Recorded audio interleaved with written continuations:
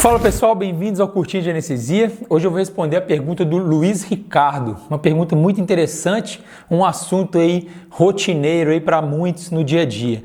Renato, como você faz analgesia para a irritação peritoneal do gás carbônico, numa cirurgia laparoscópica longa? Pois bem, Luiz, muito obrigado pela pergunta muito interessante. São cirurgias minimamente invasivas, as cirurgias laparoscópicas, mas muito comuns, cada vez mais comuns, E a gente não deve menosprezar, a dor do pós-operatório desses pacientes. Por mais que essas cirurgias sejam minimamente invasivas, existe o risco de dor e, como a dor é subjetiva, individual, tem pacientes que acabam referindo mais dor, no pós-operatório dessas cirurgias. Então, um dos motivos da dor desses pacientes é sim a irritação peritoneal pelo gás carbônico, pelo gás insuflado durante a laparoscopia.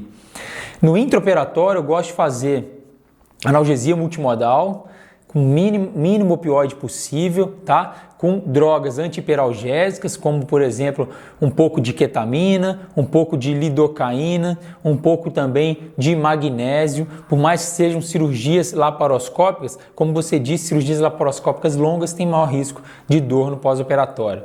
Uma outra estratégia interessante é pedir para o cirurgião, antes de esvaziar o peritônio, e instilar anestésico local como lidocaína ou lidocaína e bupivacaína ou só ropivacaína intraperitoneal. Isso ajuda na dor, no controle da dor no pós-operatório. Tem alguns trabalhos interessantes relacionados a isso. Só tomar cuidado porque a absorção é mais rápida também e tem que evitar então aí um risco de intoxicação.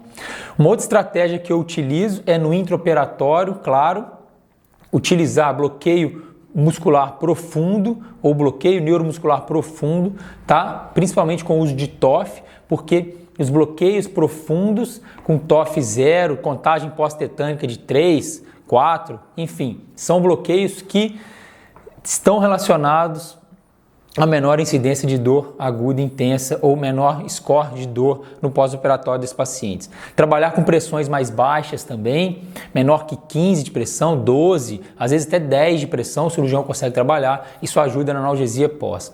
Uma outra coisa interessante, sempre que possível utilizar anti-inflamatório de forma preemptiva, sempre utilizo de forma preemptiva, antes do estímulo, antes da insuflação. E uma outra coisa que eu gosto de usar para o pós-operatório é um Buscopan, por exemplo. O Buscopan, ele acaba aliviando um pouco a dor incólica. Isso é importante porque a irritação peritoneal faz o paciente ter mais peristaltismo, então a alça fica mais ativa, irritada, e aí a gente consegue diminuir um pouco, essa dor com antiespasmódico como o Buscopan. E por aí vai. Então, analgesia multimodal, anestesia intraperitoneal com anestésico local, baixas pressões, bloqueio neuromuscular profundo, anti-inflamatório preemptivo e também antiespasmódico. É assim que eu utilizo as minhas estratégias analgésicas para esse tipo de paciente, esse tipo de cirurgia. E não esquecer de pedir um cirurgião para infiltrar também as áreas ou as incisões da cirurgia, onde os trocáteres ficam, justamente porque também é um motivo a mais de dor aí, no pós-operatório, não relacionado, obviamente, com o gás carbônico. Beleza? Então essa é a minha estratégia, Luiz. Um grande abraço, muito obrigado pela pergunta e até mais.